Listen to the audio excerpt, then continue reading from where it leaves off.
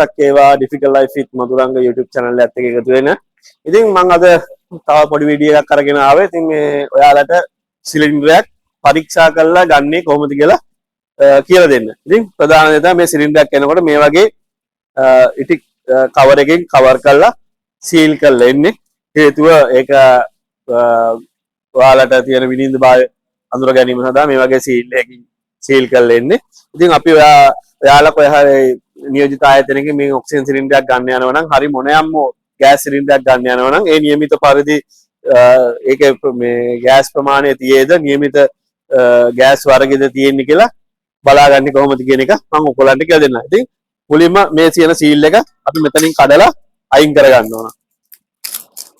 මේම ඉවත් කරගෙන ඉවර වෙලා මේකට මෙන්න මේ වගේ තියෙනවා මේ ගේජ් එකක්. ඉතින් මේ ගේජ් එකේදී මේක තියෙනවා මේ ඔයාලට බලා ගන්න පුළුවන් 50 100 150. ඒ කියන්නේ මෙතන තියෙනවානේ මේ 50 මේ 50 බාර් 50 100 150 තියෙන 150 කියන්නේ බාර් 150යි PSI නම් 2200ක්. එතකොට මේක අපි දාන්න ඕන ඉස්සෙල්ලා මේක වෑල් එක වහලා තියෙන්නේ. ඉතින් අපි මේ මුලින්ම කරන්නේ මේ ගේජ් එක මේ විදිහට මේකට සවි කරගන්නවා. නියමිත පරිදි සවි කරගත්තට පස්සේ මේක තද කරගන්න ඕන ලීක් නොවන විදිහට.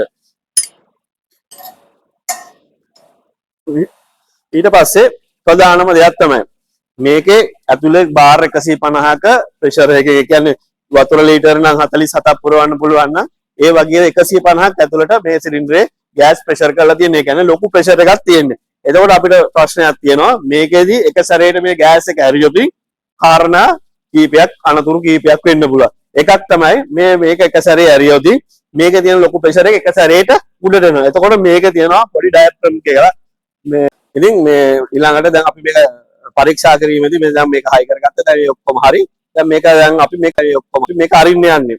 මේක අරින්න යනකොට එකපාරටම ඇරියොත් මේකේ තියෙන ඩයෆ්‍රම් එක ඩැමේජ් වෙලා මේකේ නියමිත පරිදි ඒ වායු ප්‍රමාණය පෙන්වන්නේ නැති වෙන්න පුළුවන්. එතකොට අපි කරන්න ඕන මේක හිමින් සැරේ තමයි අරින්න ඕනේ. ඒක ඊට අමතරව අපි වැදගත් කරුණු කීපයක් තියෙනවා. නමුත් මේක ඇතුලේ තියෙන ප්‍රෙෂර් එක එකපාරට ඇරියොත් මේක එන ප්‍රෙෂර් එක මෙතනින් එළියට ඇවිල්ලා මේක කඩාගෙන තමන්ගේ මූණට හෝ ඇඟට වදින්න පුළුවන්.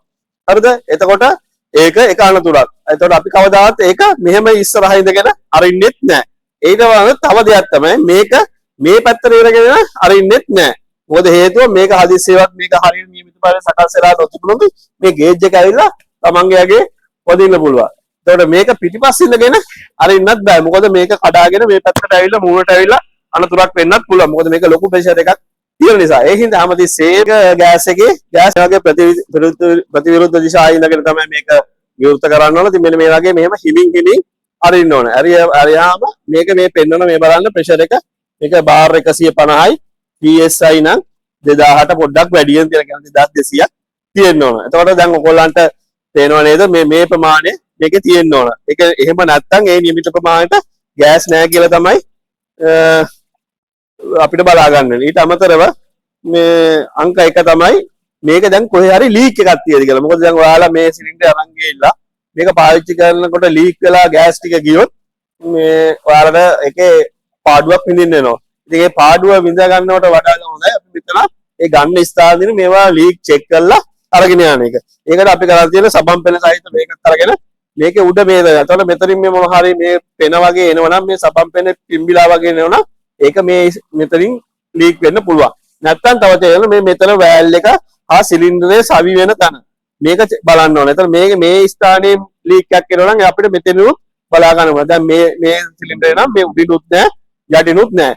තවත් අය සමහර වෙලාවට වෙන්න පුළුවන් මේක හරියට සකස් සෙට් වෙන්නේ නැත්තම් මෙතනින් ලීක් වෙන්නත් පුළුවන්. ඒතකොට අපි මෙතන සබන් වතුර පොඩ්ඩක් ගාලා බලනවා මෙතනින් පෙනේනවද කියලා. එහෙම නොවෙනවා නම් මේ සිලින්ඩරේ නියමිත පරිදි තියෙනවා නියම ප්‍රමාණයට ගෑස් ප්‍රමාණයක් තියෙනවා ලීක් එකකුත් නැහැ. එහෙනම් මේක හොඳ සිලින්ඩරයක් විදිහට අපිට ගන්න පුළුවන්. ඉතින් මොකද අපි හැමතිස්සෙම සිලින්ඩරයක් ගන්නකොට දැනුවත් වෙලා එතෙන්ට ගියොත් ඒකේදී අපිට හොඳ ගුණාත්මක සිලින්ඩරයක් ලබා ගන්න පුළුවන්. මොකද මේක වෑල් එක ලීක් වීම සාමාන්‍ය දෙයක්. හේතුව මේක ලංකාවේ ගොඩක් අය නිතර පාවිච්චි කරනවා. ඉතින් මොන හරි අඩුපාඩුවක් ලීක් එකක් තියෙනම් පමණයි මේ වෑල් එක නඩත්තු කරන්නේ. නැත්නම් හැමතිස්සෙම වෑල් නඩත්තු කරන්නේ නැහැ.